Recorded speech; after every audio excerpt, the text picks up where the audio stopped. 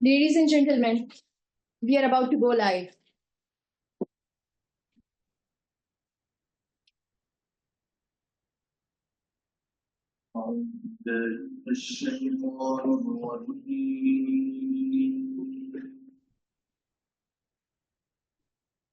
بسم الله الرحمن الرحيم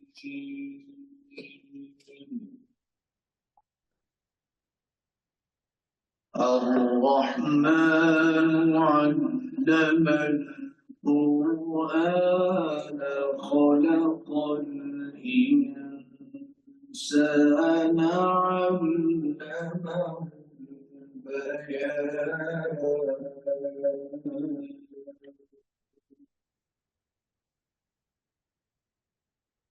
الشمس والقمر بحسبان والنجم والشجر يسجدان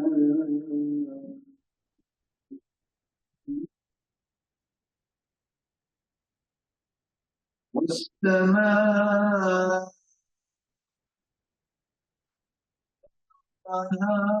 ووضع الميزان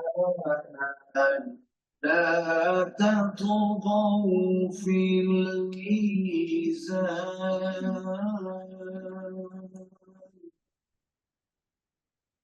صدق الله العظيم. Bismillahirrahmanirrahim. Ladies and gentlemen, Assalamu alaikum.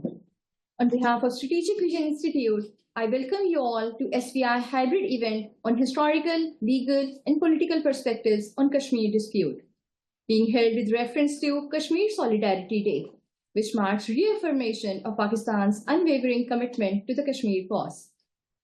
Before we proceed further, let me outline the modalities of today's event. The event will be conducted in the form of a panel discussion. At the start, I'll take the privilege of introducing our distinguished speakers. This will be followed by the introductory remarks by ED SVI Dr. Naeem Salik, and subsequently we'll move to the panel discussion, during which each speaker will be given 20 minutes. It will then be followed by the question and answer session. If anyone from the online audience desires to ask a question, they are requested to kindly use the Q&A option. Please do include your name as well as your organizational affiliation while asking the question. Please further note that the opinions voiced at the SVI platform are independent opinions of the speakers and audiences and do not reflect the official policy of SVI. Before formally starting the proceedings,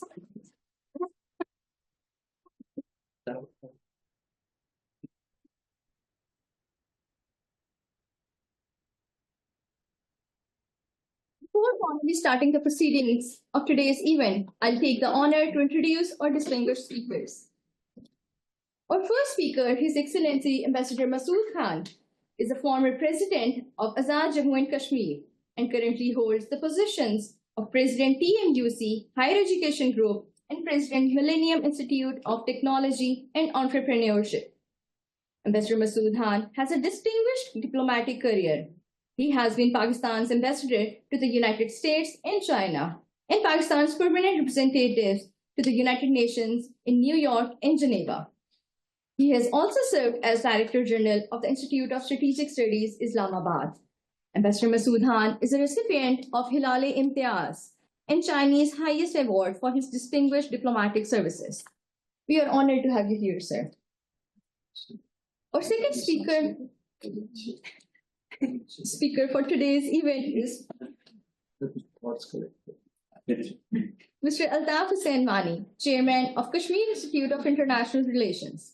Mr. Wani holds a master's degree in economics and is a prominent figure in political landscape of Jammu and Kashmir. He is an active member of the All Parties Hurriyat Conference, HK chapter, and serves as a representative for the Jammu Kashmir National Front. Thank you, sir, for joining us today. Ladies and gentlemen, let's move to the formal proceedings of the event. I would like to begin by inviting Dr. Naeem Salik, Executive Director, SVI, to deliver his introductory remarks. Before I make any comments, I would like to announce that we are going to change the speakers sequence. We would request first Mr. Altaf and Wani to speak, and followed by Mr. Masood Khan. Every year we celebrate this day in different institutions at different platforms, and unfortunately the next day we forget about it. I think Kashmir is such an important issue for us that we have to remember it every day, not on a special occasion, 5th of February or 5th of August or some date in October. We have to continue to remind us of this issue and the plight of the Kashmiri brothers who are suffering under the oppressive rule of the Indian occupied forces. It is also imperative that we should just not be content on listening to some distinguished speakers and then go back home. I think we should make a resolution on such days to find out the material which is related to this issue. There are a lot of books, and unfortunately we have not read it. There are some articles also very important historical nature, which not many people are familiar with.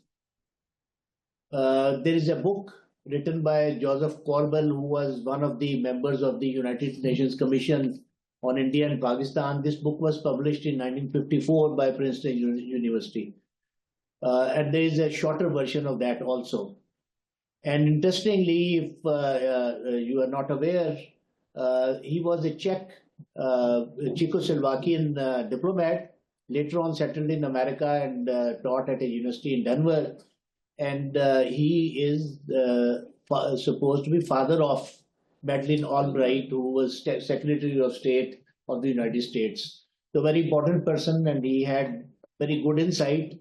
So he has written some articles and books on this issue, and they're very important to read because they are very objective and balanced. There are many other accounts also. We also know about the books written by Alastair Lamb, but hardly anybody has read it. We talk a lot about the UN resolutions that Kashmir problem should be resolved according to the UN Security Council resolutions. But unfortunately, if you start asking the people, 90% of the people have not read those resolutions and what all they contain. And that creates situations. I remember in one of the gatherings in Washington, D.C., people were talking a lot about the Kashmir issue and very emotional outbursts. And somebody asked, "You are talking about Kashmir resolution. Have you read the Kashmir resolutions?" And then there was stunned silence. And that creates an embarrassing situation that we keep giving lip service to this, but we are not into it with our heart and soul. I have a lot of,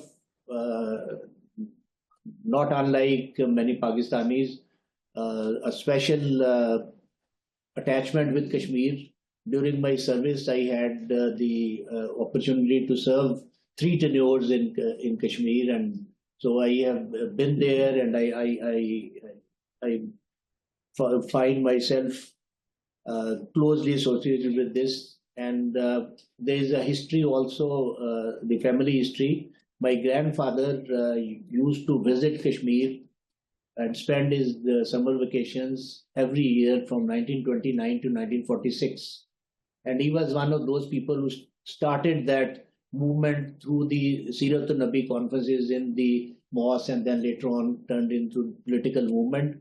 And most of those leaders of those time, like Chaudhry Ghulam Abbas and Sardar Ibrahim and all those people have been his students. So this is the kind of historical attachment I have. And I think all of us should think about Kashmir not just on a particular day in the year, but as I said, around the year, it should be in our mind, and we should be thinking about how to resolve this issue and what possibilities are there and how to highlight it wherever we get an opportunity. So I won't go any further because we have got two very distinguished speakers who know, I think, better than any one of us about this issue. And I would request Mr. Wani to please make his comments. Assalamu alaikum. First of all, I would like to thank State Vision Institute, Strategic Vision Institute for involving me in this discussion. It's always an honor and privilege to share stage with Ambassador Masood Khan Sahab, who has mentored us for a long time, and we have grown in this Kashmir matter, listening to him and having conversations with him. As far as today, in solidarity is concerned, we are thankful to the people of Pakistan, the government of Pakistan, everybody who's observe solidarity on this day with the people of Kashmir. As I have been asked to talk about the narratives shaping the Kashmir dispute and propaganda versus reality. From the inception of Kashmir dispute, as we see, India has been shaping narratives and false narratives and propagating them throughout the world in its favor. We take the first thing, India went to the United Nations with this belief that Pakistan has sent its forces and tribals have invaded Kashmir, and Maharaja of Kashmir has approached us for an accession. And we know at that time the United Nations did not find it that the Maharaja was a valid person to have accession. They decided that people of Kashmir will decide the future of the Kashmir. But as far as our people in Pakistan, generally when we talk to youngsters in Pakistan and otherwise, they have been in their infection of this narrative of India that tribals went to the Kashmir, they invaded Kashmir, and that is why the Maharaja went to the India, and India sent troops to the Kashmir Valley and Jammu and Kashmir, they occupied it. While the truth is that there was already an uprising against Maharaja. We started on 23rd of August 1947 against Maharaja of Kashmir. That was totally an indigenous uprising. We started from Punch, while from the Ambassador Masood Khan is there, their tribe and others, they started that.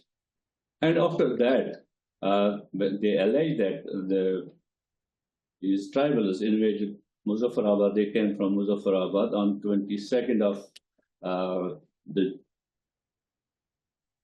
August.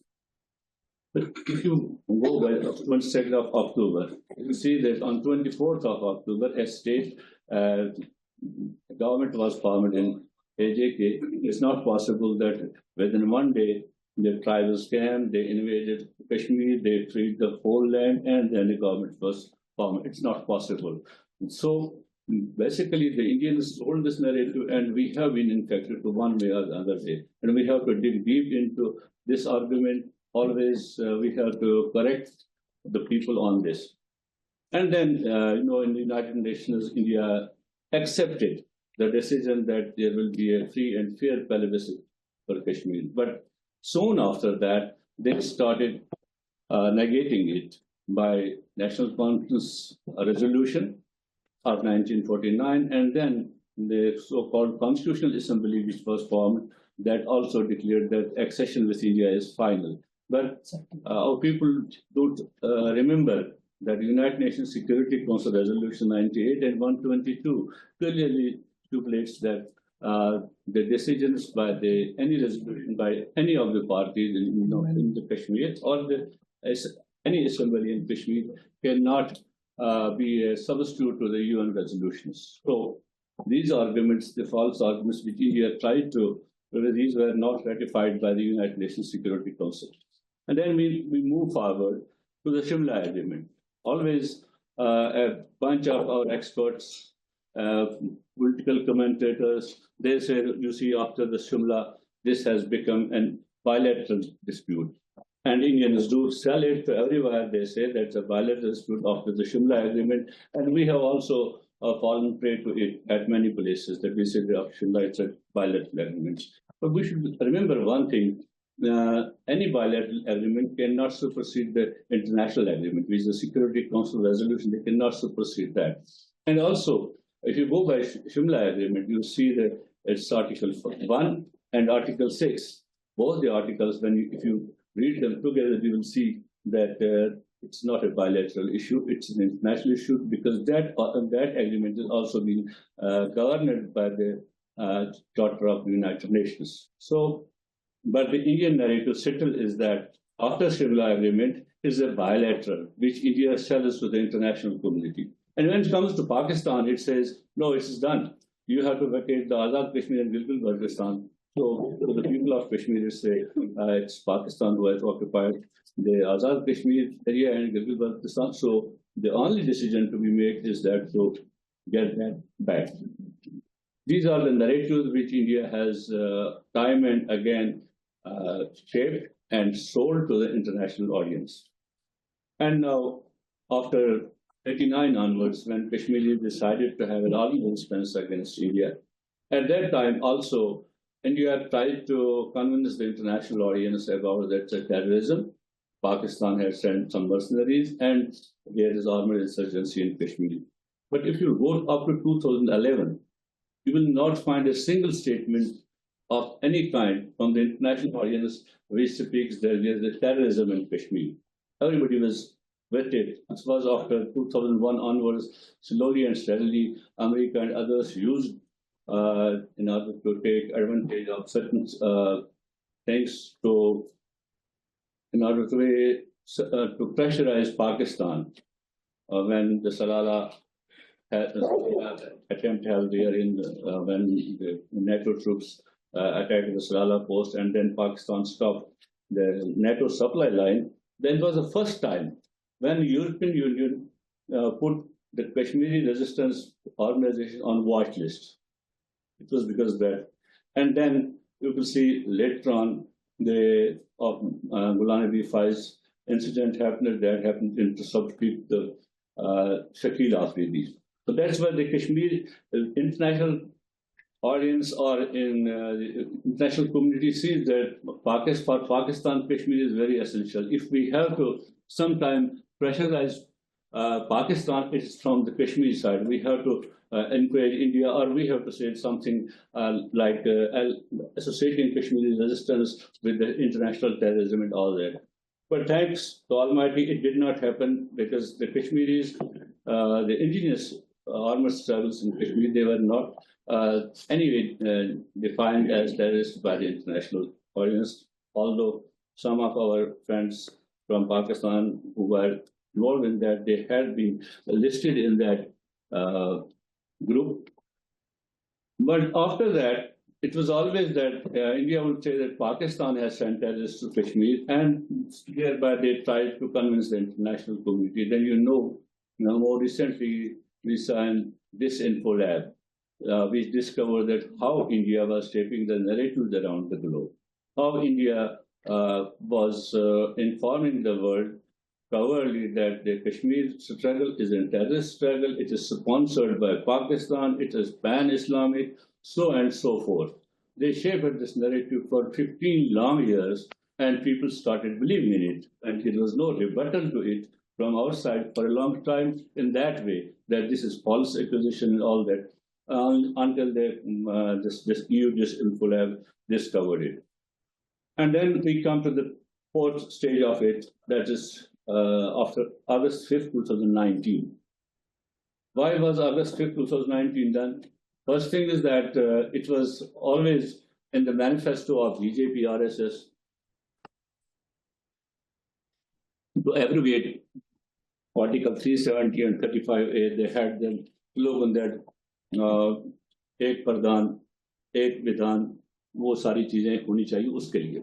But they did at a time when they had taken advantage in the parliament. They had the 2/3 majority, and they took away that Article 370, 35A. As per 370 is concerned, that is still there. When we use the term abrogation. It is not actually abrogation. It's something else that they have amended it. Vis-a-vis Kashmir. Kashmir has been taken out of it because Article 370 and 371 deals with the states in the Indian Constitution. So the autonomy, which was already taken away, you will see the erosion. I've always said the people of Azad Kashmir, younger generation of Azad Kashmir, compare that what status you had in 1947, what powers you had. But you see, there's a gradual increase in your powers. You have been empowered by the Pakistan time and again, or your leaders tried to achieve that power, and Pakistan never became to hurdle to that. And you have now the Prime Minister, you have now the President, you have Supreme Court, you have High Court, everything. While in occupied Kashmir, to start with, there was a Supreme Court, there was a President, there was a Prime Minister, and all that. But slowly and steadily, Indians eroded that. We saw then the Chief Minister, governors, and then out of 228, 294 such items where Indian Parliament's constitutional amendments were enacted in occupied Kashmir. There were only 4 left for the State Assembly of Jammu and Kashmir, and so this article done away with the Article 370. Those all have been empowered to the Indian Parliament. And the plea at that time, Indian government, this BJP government took that Article 370 is basically, it's a hurdle between development and the people of Kashmir. Because of it, there has not been the investment in Kashmir. The Indians are not investing in Kashmir. Our international investors are not coming to Kashmir.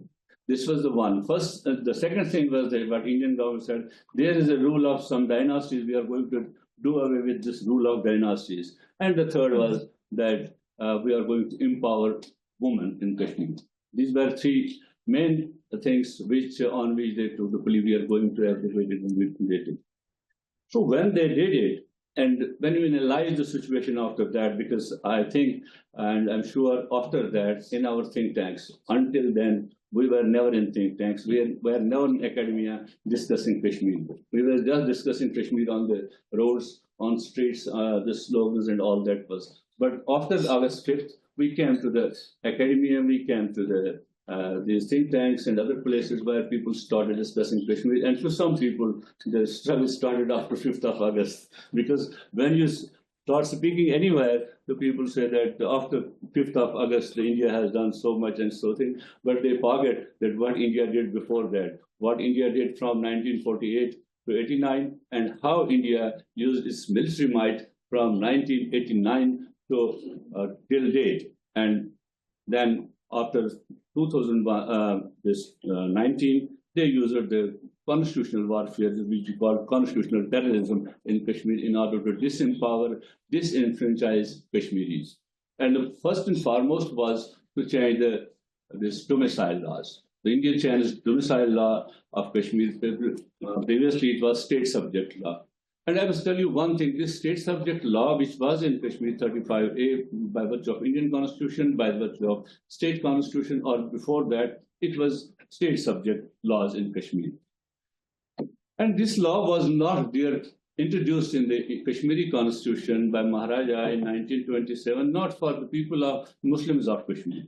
At that time, this was enacted in the constitution to protect the land rights of Jammu Dogras and as well as the Kashmiri Pandits, because they were the big landowners. They were the people who had the big positions in the government. Hardly any Kashmiri Muslim was in the government. Hardly any Kashmiri Muslim has a big land at that time. So these laws were to protect them, because they had sent their a delegation to the Maharaja asking them that after some time the people from the plains of Punjab would come here, they will buy the land and we will be marginalized. So this was a protection basically for them at that time. But then the history changed its course. It became protection for the Kashmiri Muslims. Soon after, one credit we must give to the Sheikh of Muhammad Abdullah. After assuming the office as the chief executive or the prime minister of the Indian occupied Kashmir, he did this land reforms.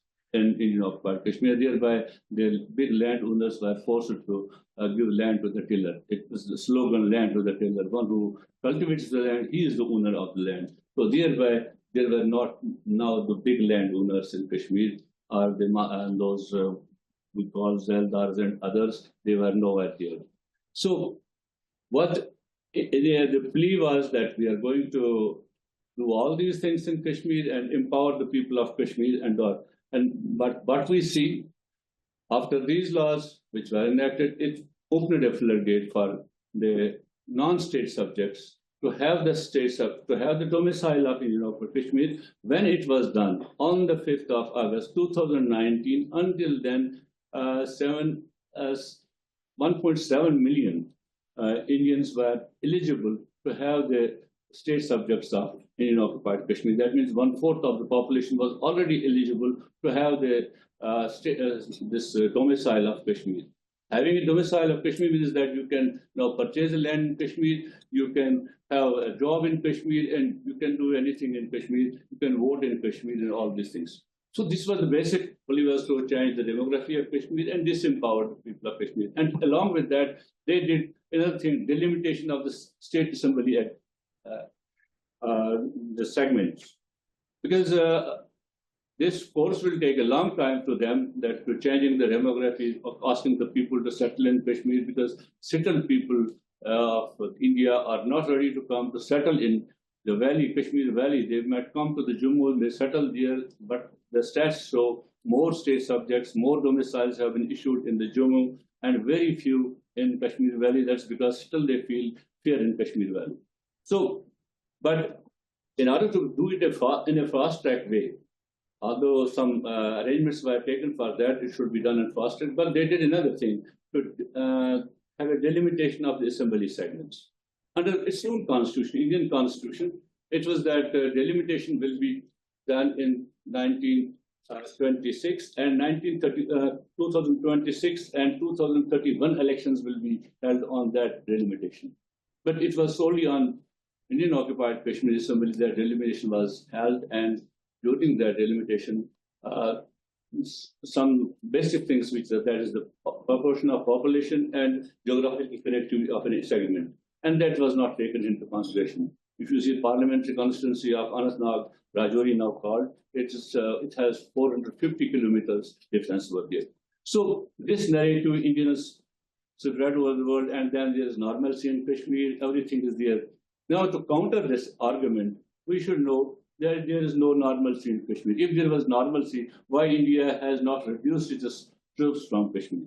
If there is normalcy, India has been asked in 4 UPR cycles to repeal the Armed Forces Special Power Act, Public Safety Act. Why did not it repeal that? Instead, it enacted UAPA and used NIA and SIA as an armed twisting factor to the political leaders, to all this. And if there is development, why there is decrease, that increase in unemployment rate? Before 2019, it was 18%. Now it is touching nearly 30% unemployment rate in occupied Kashmir. The stats are from the Indian sources, not from our sources.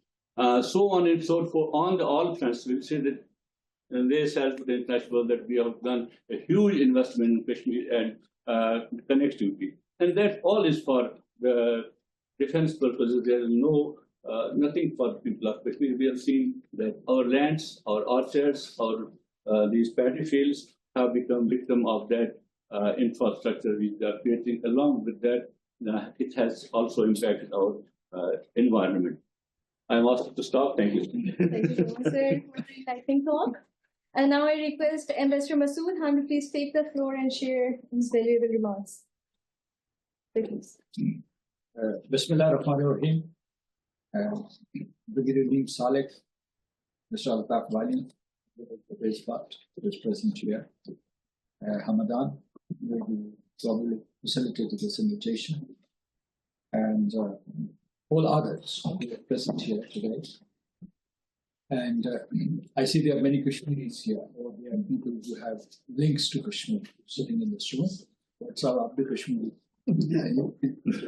So, I wish I could visit Indian occupied Kashmir. वो आप अपनी chairmanship की वजह से नहीं बोल सकते आप सोचेंगे वो वहाँ के मवाद तलाश करेंगे जाने का तो शायद हो वापसी का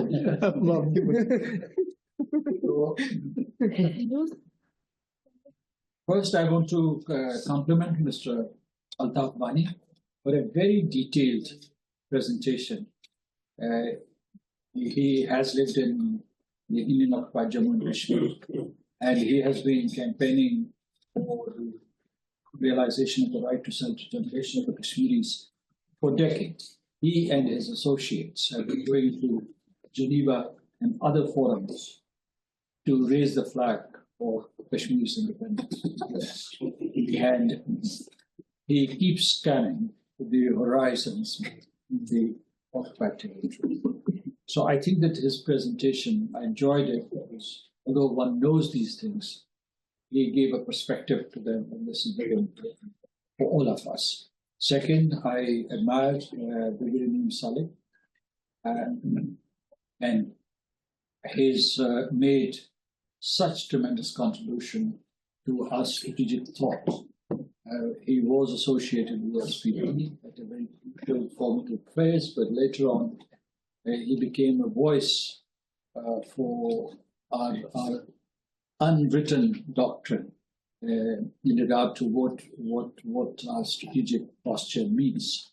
So congratulations on assuming this new responsibility. And always I salute Parvez Bhatt Sahab in the past 2 decades, or even more than that. I've seen many chairmen, but nobody is like you.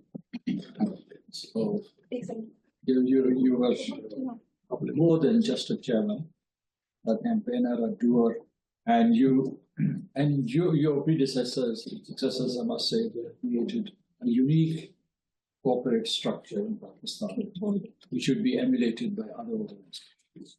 So now let me tell you that why do we mark the Kashmir Solidarity Day?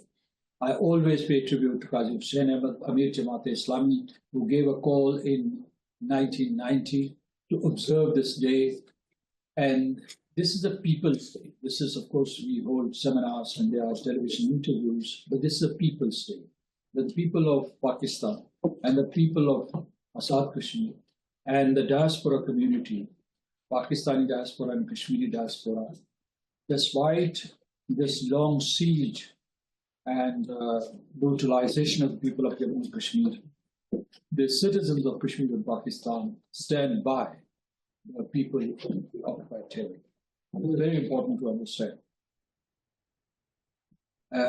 So today, once again, when the people who tend to become pessimistic, who tend to lose hope, who are saying that India is very powerful, that after 2019, after August 5, 2019, the steps that the government of India has taken, there's little scope for any action.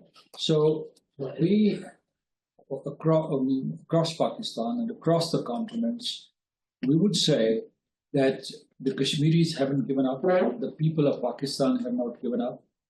We are there to defend the rights of the Kashmiris. And looking back, our stand from 1947 up to this day has been just, and we need not be defensive about it, or we should not have second thoughts about it. So this is how we will express solidarity with the people of Jammu and Kashmir. Second, the people of Jammu and Kashmir have been suffering.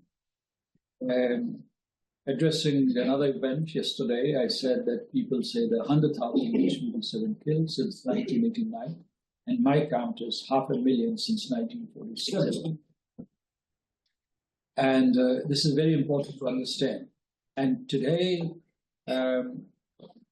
Kashmiris are in an open air jail. Open air is also a euphemism. It's a closed jail, and where Kashmiris can't even breathe. They are asphyxiated.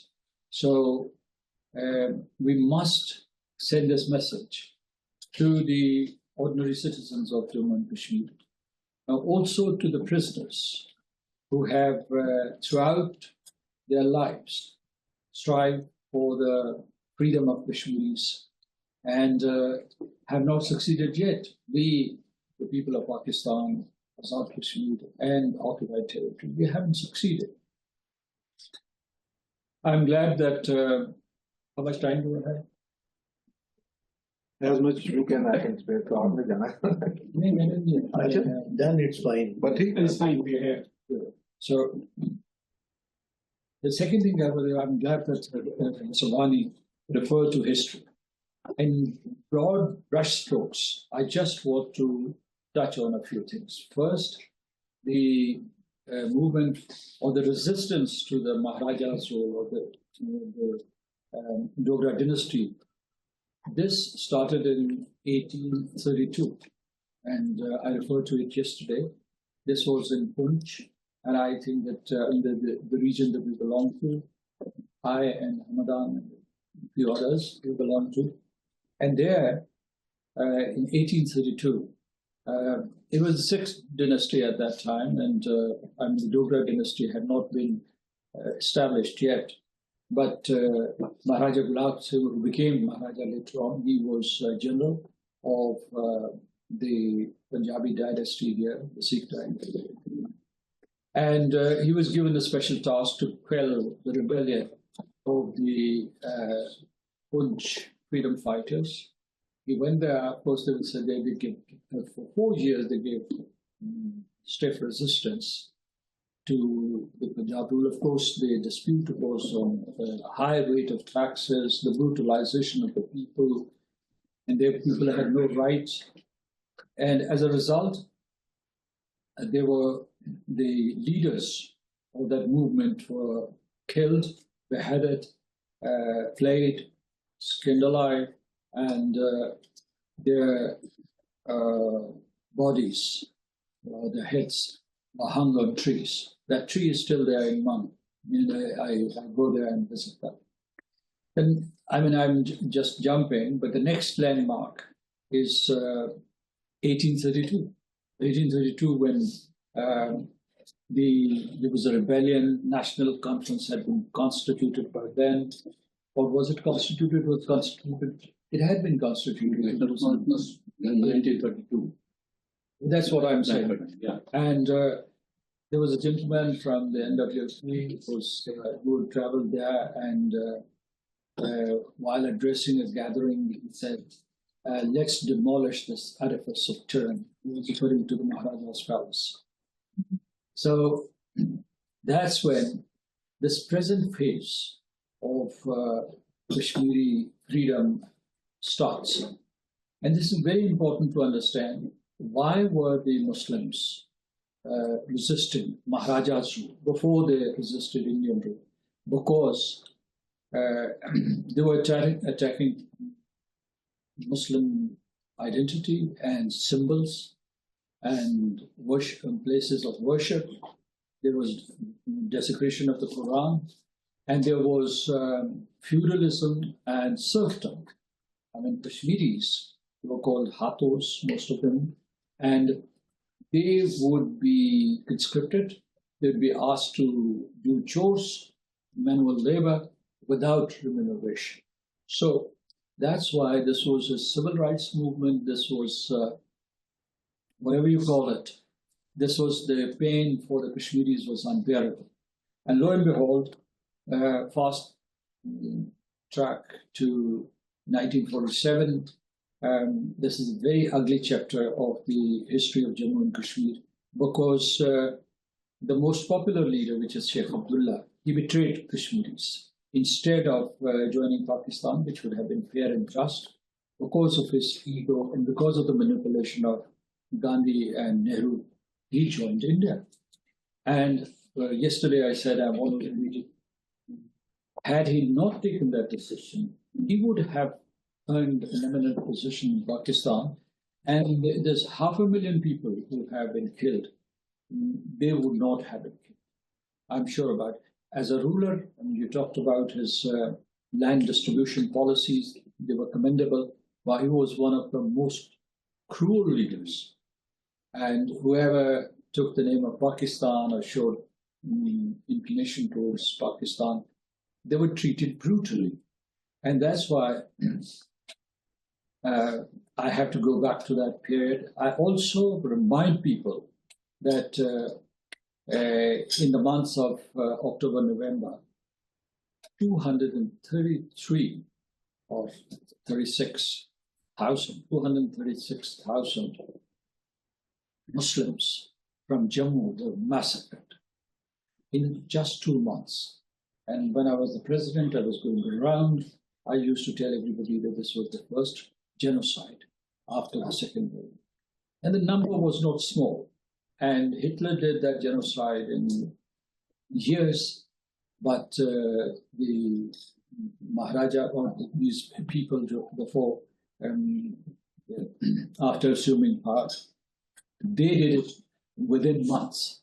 The second thing is that all those people who executed that massacre, they were accommodated in the cabinet of Sheikh Mohammed Abdul. Now, these facts needs to be understood. Now, let me. I think that Mr. Wani has already highlighted that right from the beginning, there was a war, of course, war of independence for the Kashmiris, but at the same time there was a war of narratives. And India tried to reject that Kashmiris were in fact supported by tribals, which is not true. When I go to Pakhtunkhwa or come across tribals, I do thank them. But let me tell you what the reality is, as Mr. Wani has said, that tribals entered Muzaffarabad via Mansehra on October the 22nd.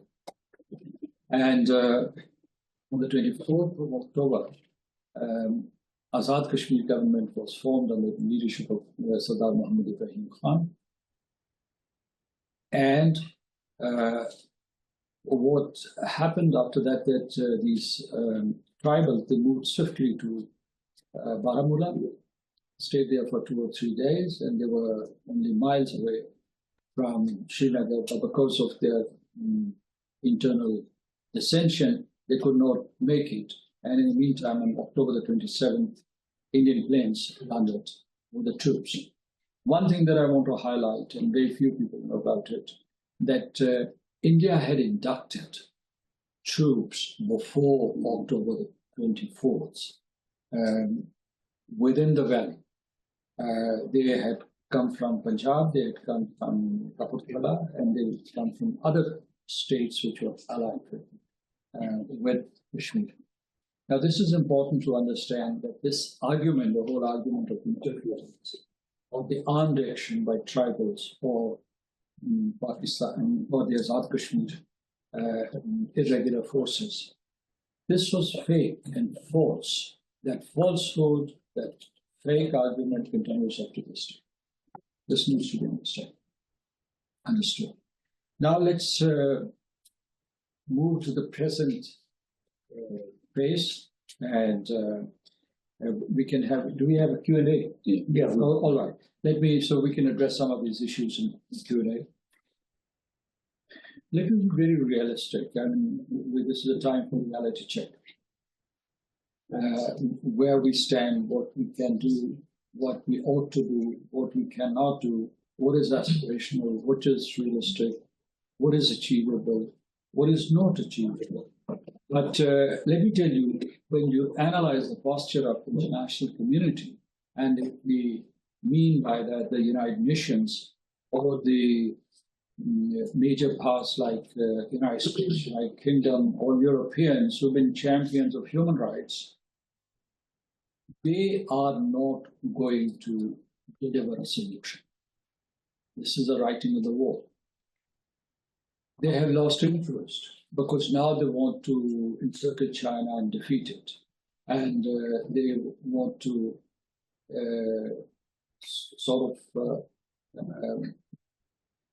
kind of destroy China because the BRI, the Belt and Road Initiative, is threatening them all across the globe.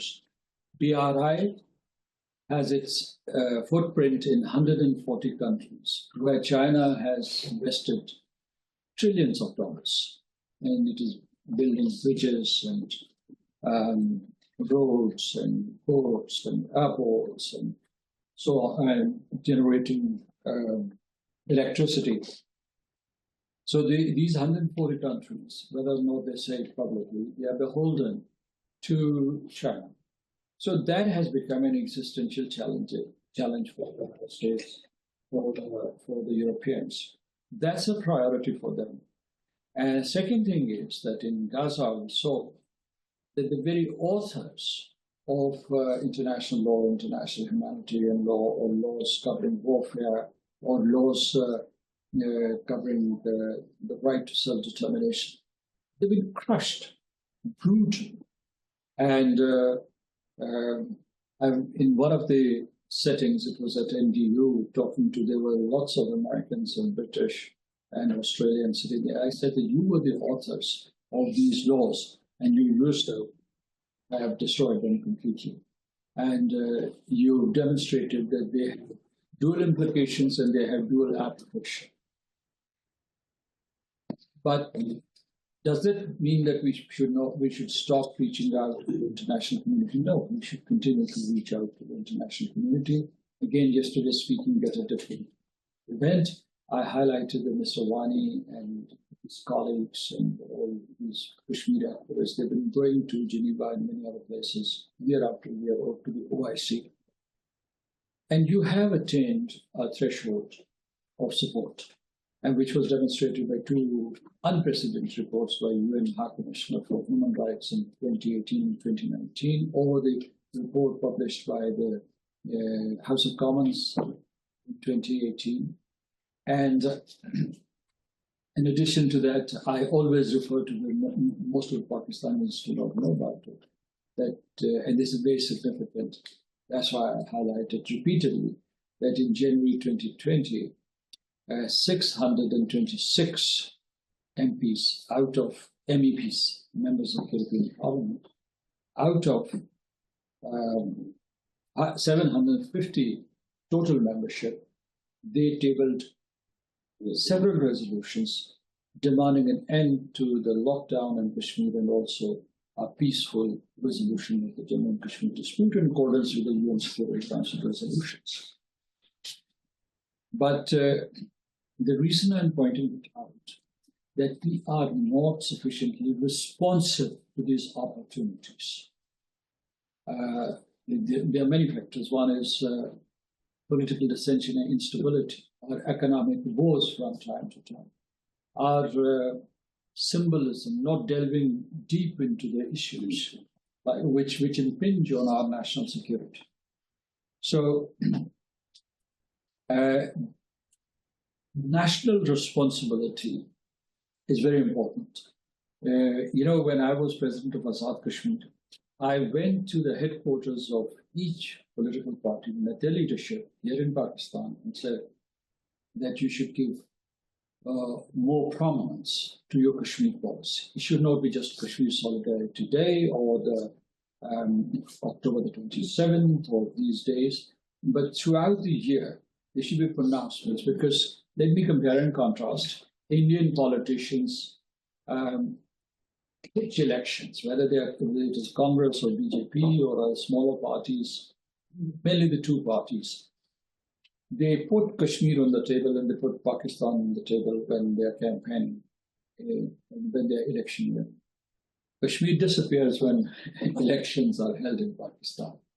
So my appeal to them was to give prominence. So we also have a national responsibility. Only party that keeps full-time focus, in fact, two parties. One is the armed forces establishment, they keep a sharp focus on it. And the other is Jamaat-e-Islam. The attention span of others is sporadic, right? And if it is prompted by others, they say yes, and they say labbaik. But when, in normal circumstances, there's no investment in Kashmir narratives. Now, talking about narratives, I've been reading some reports by Pakistani scholars, and they are no way many compared to what India is doing. India has published thousands of reports in Kashmir, before August 5, 2019. After that, right now, as I speak, they'll be generating so much material. If you look at our own scholarly pieces, most of the sources that we quote are from India or Indian-supported web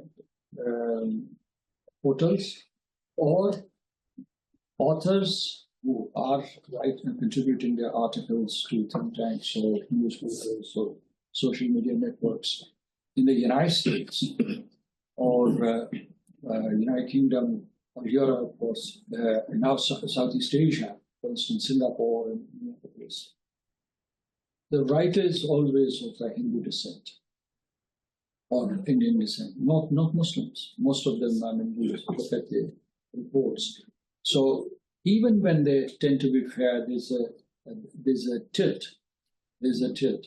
So we are not just losing in the kinetic realm, we're also losing in the communication realm, which is very important to understand.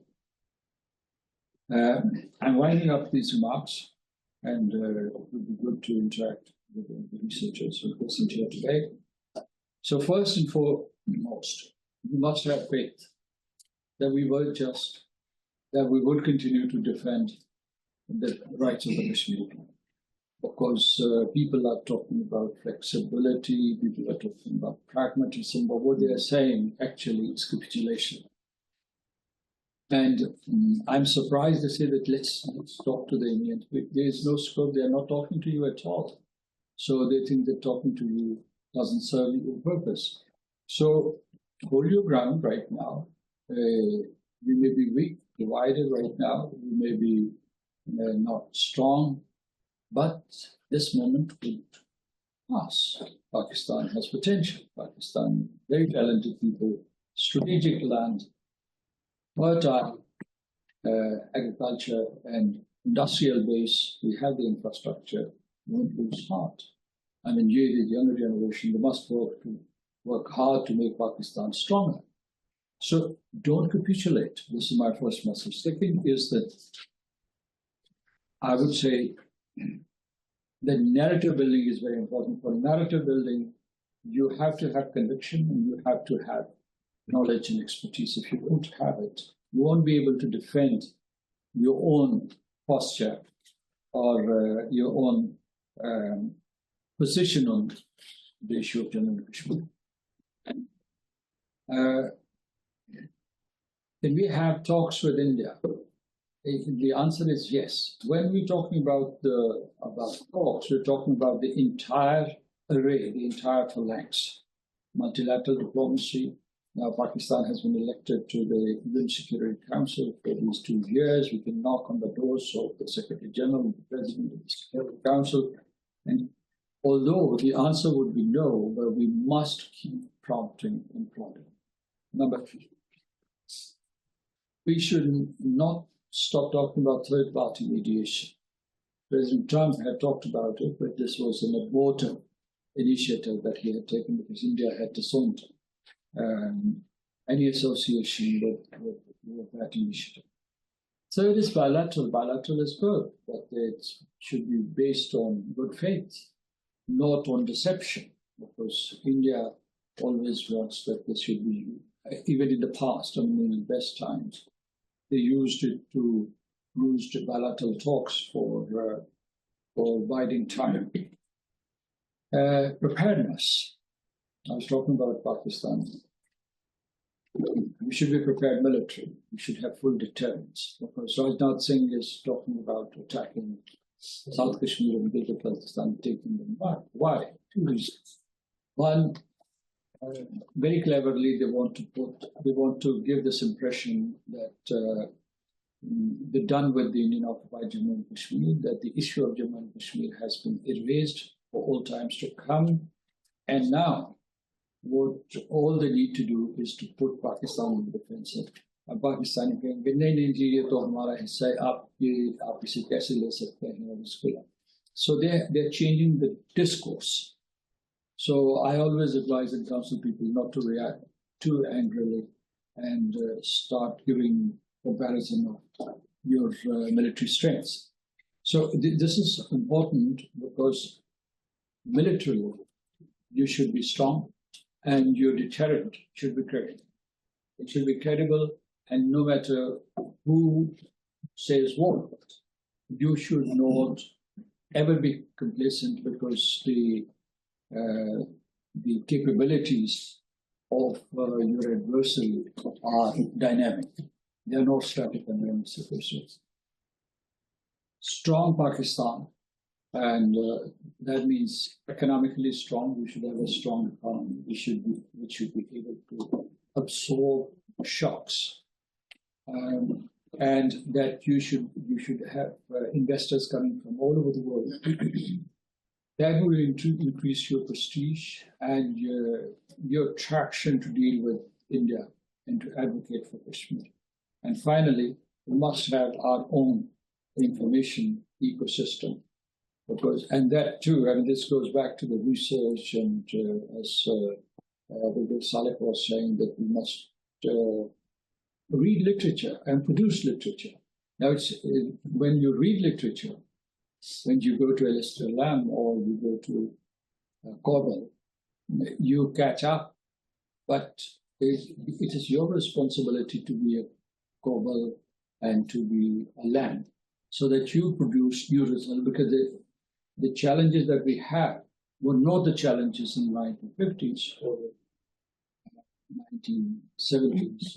It was when Lamb had written those books. The world has changed, and therefore you and SVI, all other think tanks must produce literature. Shall I write a book? Yes, I shall. Where is it right now?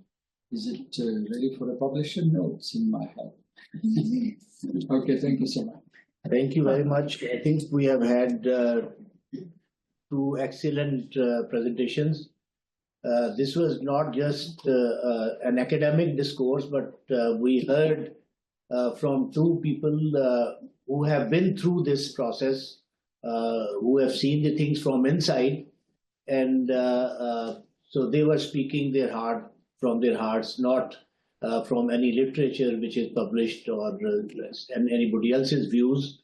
So I think that is a very golden opportunity for all of us to have the first-hand narrative and understanding, insight of two eminent experts, and we can build on that. I think Ambassador Masood made a very important point about the Indian attempt to change the discourse.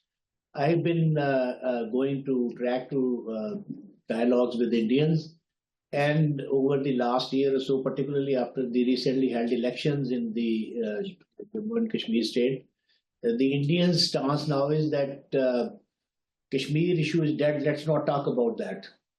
That's issue is now resolved. It's no more an issue as far as we are concerned. So they are dismissive of any mention of Kashmir. So we have to stay firm and continue to proceed with our narrative and stick to our guns, not to give up even in these adverse international environments.